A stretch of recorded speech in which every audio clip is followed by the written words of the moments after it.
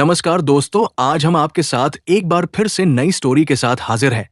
ये स्टोरी है एक इंसान की जिसे भिखारी समझकर रोका, फिर एक कॉल में हिल गया एयरपोर्ट। दुनिया के सबसे व्यस्त हवाई अड्डों में से एक, दिल्ली इंटरनेशनल एयरपोर्ट। सुबह की हल्की ठंडी हवा, लोग अपने अपने फ्लाइट्स के लिए भागदौड़ में व्यस्त। बिजनेस सूट, ट्रॉली बैग, बच्चों की हंसी और फोन कॉल्स की गूंज। तभी एक कोने से एक फटेहाल बुजुर्ग व्यक्ति लाठी के सहारे कांपते हुए कदमों से एयरपोर्ट गेट की ओर बढ़ता है। सिक्योरिटी वाले उसे देख हंसते हैं। कोई नहीं जानता, यही व्यक्ति आज एक ऐसा तूफान लाने वाला है जो पूरे देश की व्यवस्था को हिला देगा। जून का महीना, सुबह के 7 बज चुके थे। दिल्ली का इंदिरा गांधी इंटरनेशनल एयरपोर्ट यात्रियों की चहल पहल से गुलजार था। वीआईपी लाउंज से लेकर एंट्री गेट तक सिर्फ भीड़ ही भीड़। इसी भीड़ के बीच गेट नंबर 3 पर अचानक एक अफरातफरी मच गई। एक आदमी, फटे पुराने कपड़े, सफेद लुंगी जो घुटनों से ऊपर तक चढ़ी हुई थी, कंधे पर एक जूठा झोला और पांव में टूटी हुई हवाई चप्पलें। चेहरा झुर्रियों से भरा, आंखों में गहराई पर चाल में शांति। वो सीधा एयरपोर्ट के एंट्री गेट की ओर बढ़ा।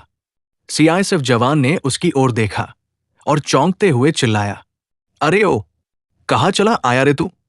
हट, ये भिखारियों का अड्डा नहीं है। बुजुर्ग ने रुककर जेब से कुछ निकालने की कोशिश की, लेकिन तभी एक दूसरा गार्ड आया। चल भाग यहां से, वीआईपी लोग आते हैं यहां, कोई तमाशा मत बना। बेटा, मेरी फ्लाइट है, बुजुर्ग ने धीमे स्वर में कहा। तेरी फ्लाइट? तूने मिरांडा हाउस से टिकट कटवाया है क्या? गार्ड ने हंसते हुए कहा और बुजुर्ग को धक्का दिया।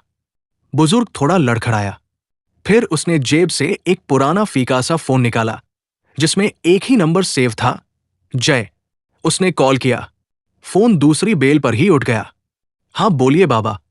बेटा, मैं एयरपोर्ट पर हूं, उन्होंने मुझे अंदर जाने नहीं दिया। पल भर की चुप्पी। आप कहाँ हैं? कौन गेट? Gate number 3। 2 मिनट में। फोन कट गया।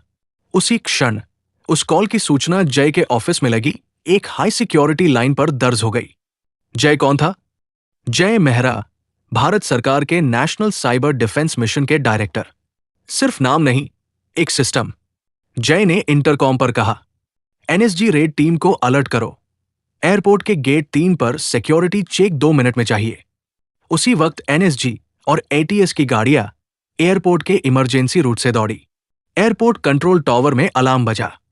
सीआरपीएफ और सीआईएसएफ अफसर आपस में बात करने लगे। क्या कोई थ्रेट अलर्ट है? नहीं, किसी बुजुर्ग को लेकर कॉल आई है। गेट नंबर 3 पर मौजूद जवान, जो उस बुजुर्ग को अभी तक भगा रहा था, अचानक देखता है सामने से एनएसजी की काली गाड़ी रुकी। दरवाजा खुला। अंदर से एक तेज चाल वाला अफसर निकला। उसके पीछे पूरे security team, commando dress, rifle, radio. कहाँ है वो? अफसर ने पूछा। कौन? वो बुजुर्ग जिन्हें तुमने अंदर आने से रोका है। वो मेरे डायरेक्टर के पिता है। गार्ड के होश उड़ गए। उसने कांपते हुए पीछे देखा।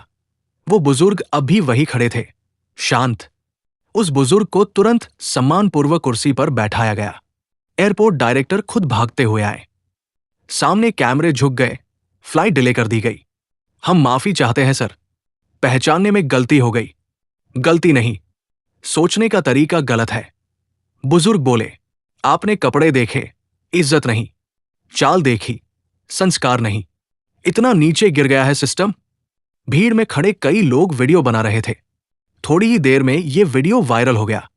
टीवी 9, आज तक, एबीपी, रिपब्लिक, हर चैनल पर ब्रेकिंग न्यूज चल रही थी।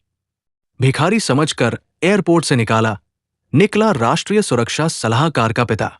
एक कॉल से हिल गया पूरा एयरपोर्ट। जानिए कौन है ये बाबा? जय मेहरा, भारत का वो बेटा जिसने पिता का सम्मान लौटाया। वो बुजुर्ग अब एयरपोर्ट के रेड कारपेट पर चल रहे थे।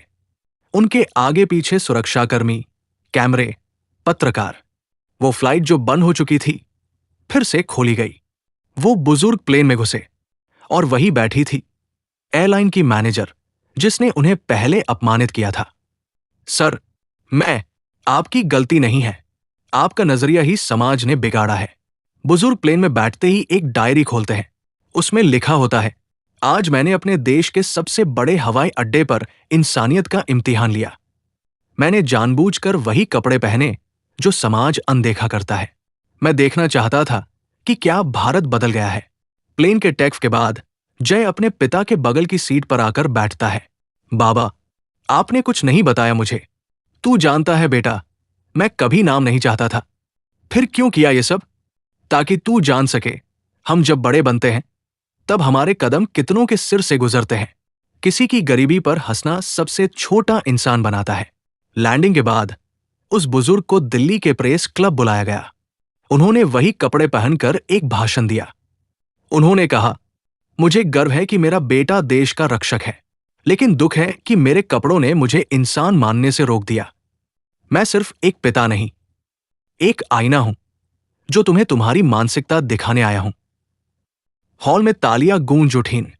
कई साल बाद एक किताब आई, airborne dignity, a beggar's flight to respect. लेखक श्री हरिराम मेहरा, पूर्व राष्ट्रपति के सलाहकार, जिस व्यक्ति को एयरपोर्ट पर भिखारी समझकर भगाया गया था, वो कभी भारत के राष्ट्रपति के सुरक्षा प्रमुख थे। इसी स्टोरी सुनने के लिए चैनल सब्सक्राइब करें।